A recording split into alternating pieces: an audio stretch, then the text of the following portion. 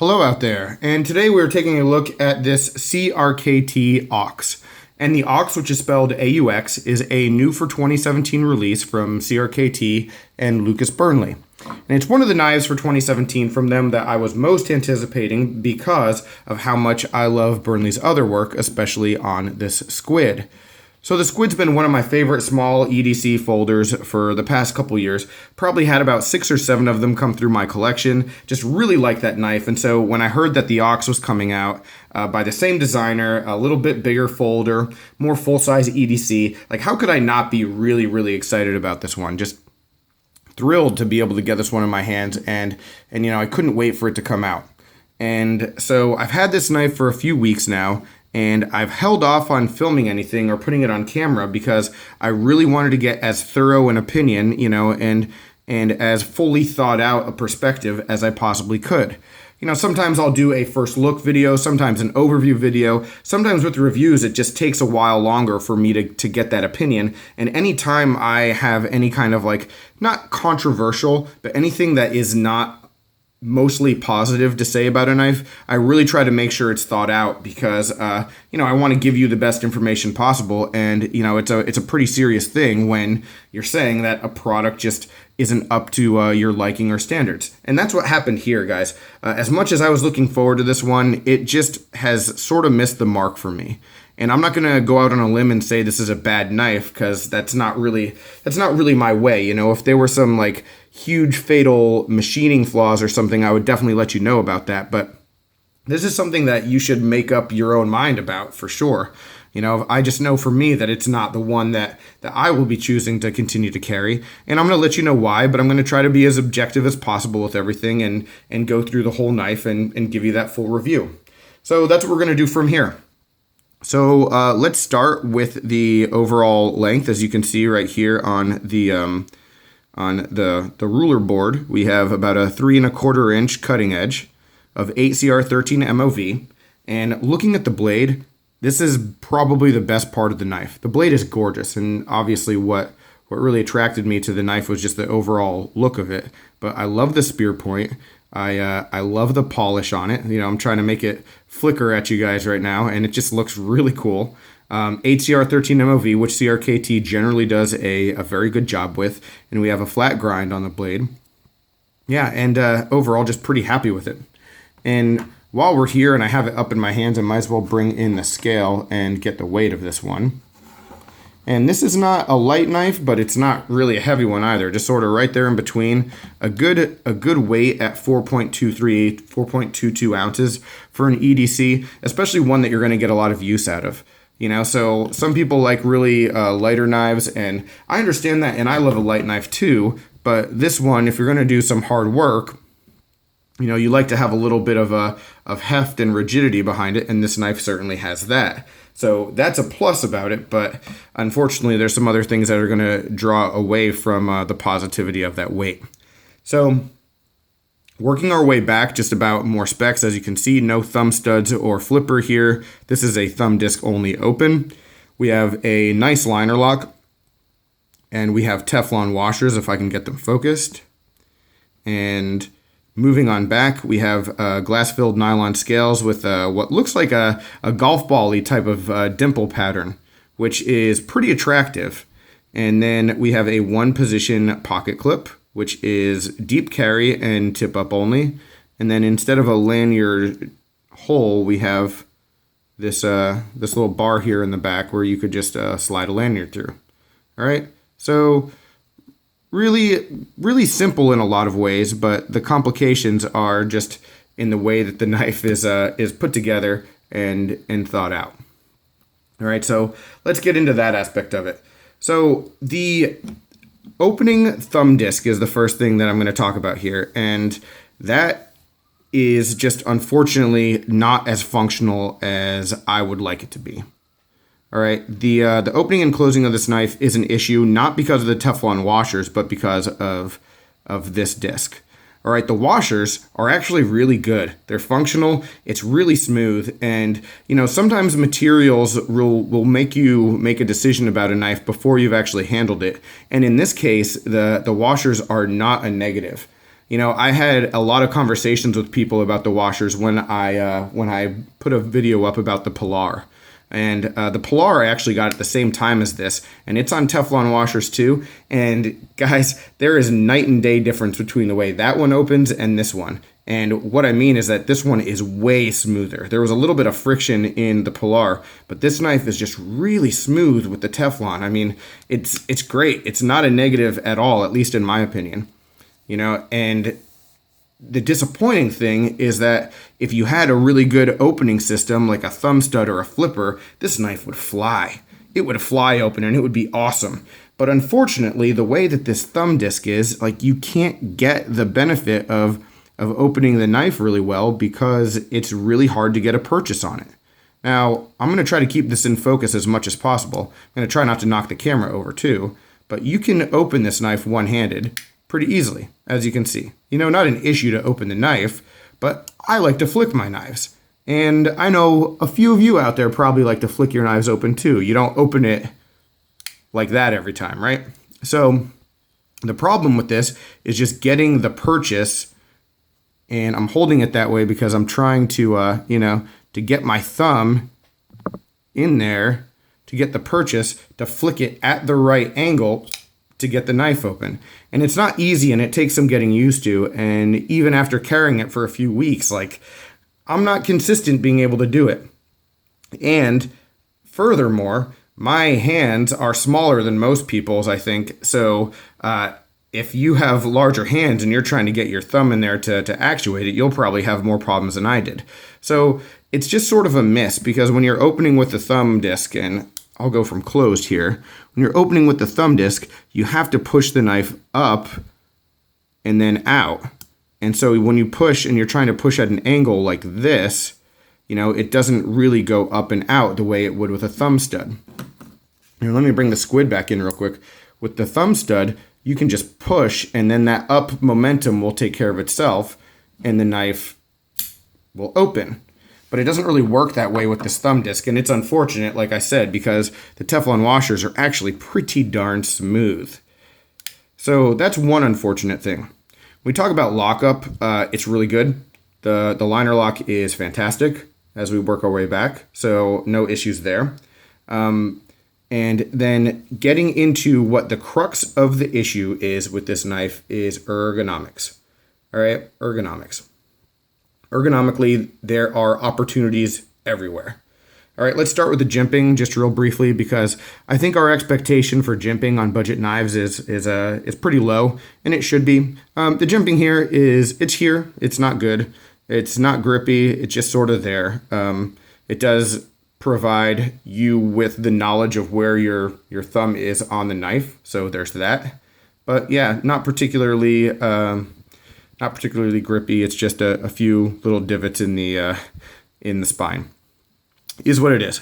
But the real problem with the ergonomics is sharpness of the materials and then finger placement.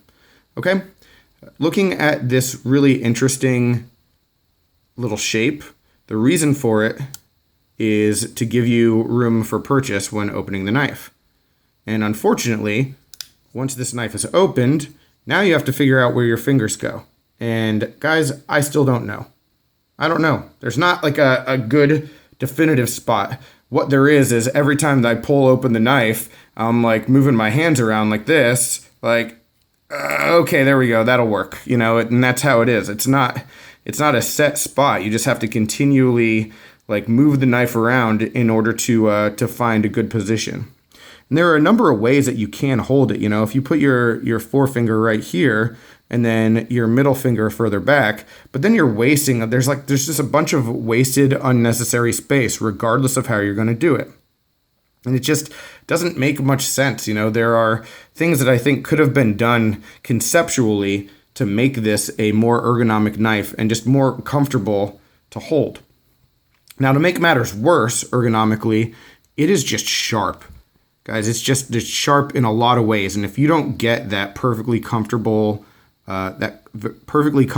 spot in your hand, everywhere, excuse me for bumping the camera, but the liners here are really sharp on the edges, and then if your hand in any way is hitting the side of the scale, it's really sharp there.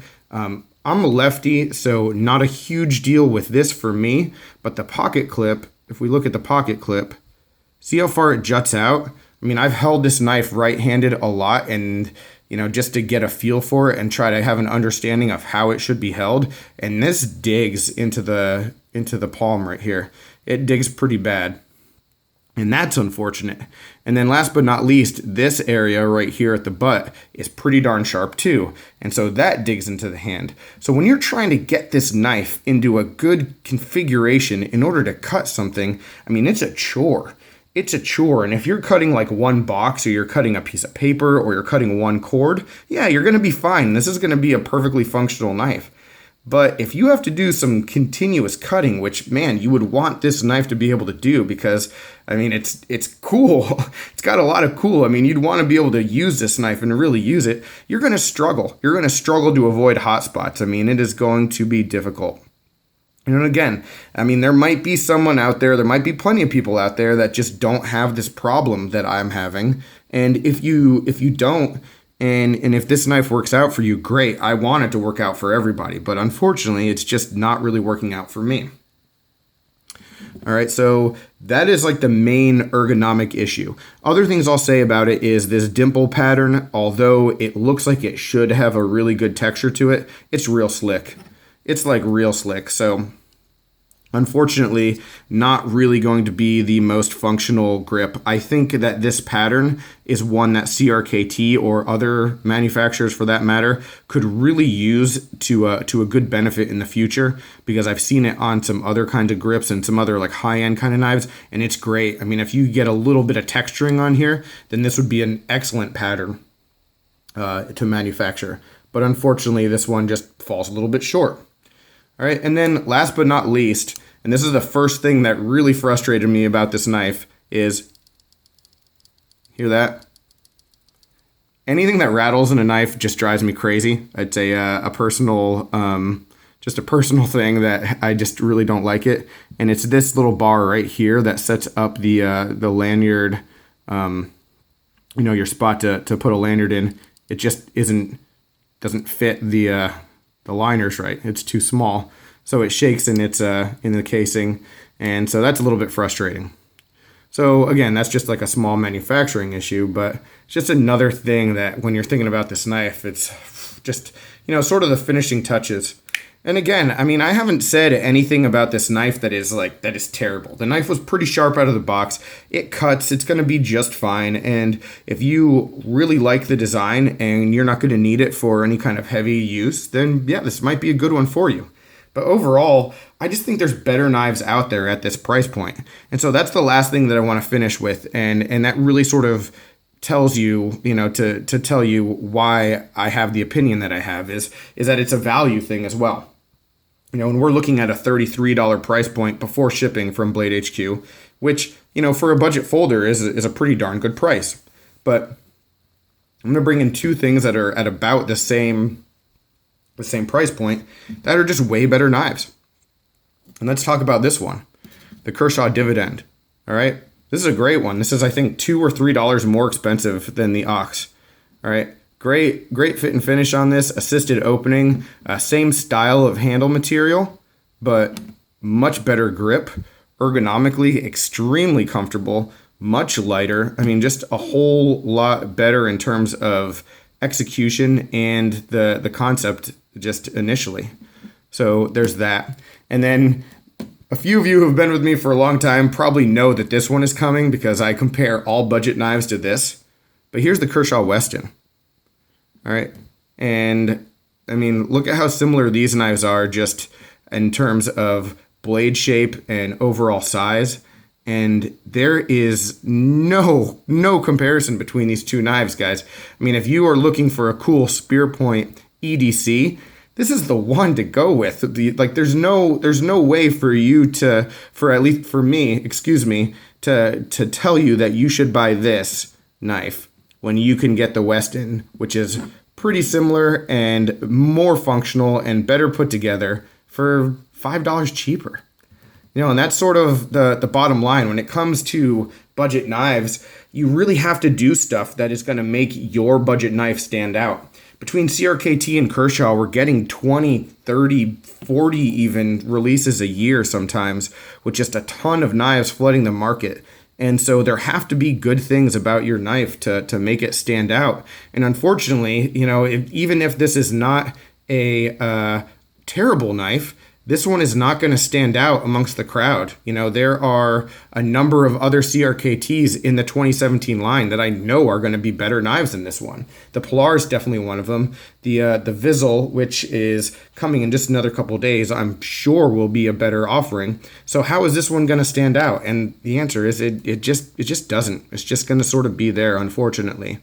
And I think that CRKT has a lot of good opportunities here to take this and maybe tweak it and give us a better knife in the future. And I would really look forward to seeing that. And I would hope that they do that, because I think there's a lot here to be positive about. But this result, it's just not for me. So this one's probably going to go up for sale. And yeah, that's going to be that. So any questions, comments, complaints, suggestions, as always, let me know down below. You know how to reach me. I try to get back in touch with all of you anytime you do. So even if it's a couple days, I'll try to respond to every comment. But I really appreciate your time, guys. If you have this knife or want this knife or see it differently or see it the same, definitely let me know, because I really hate not loving a knife. It bothers me to have to say things that aren't 100% positive, because I love knives so much and just want to be happy with everything that I get. But unfortunately, that's not the case here. So yeah, anything else I can do for you, be in touch. But I will talk with you all again soon. Take care.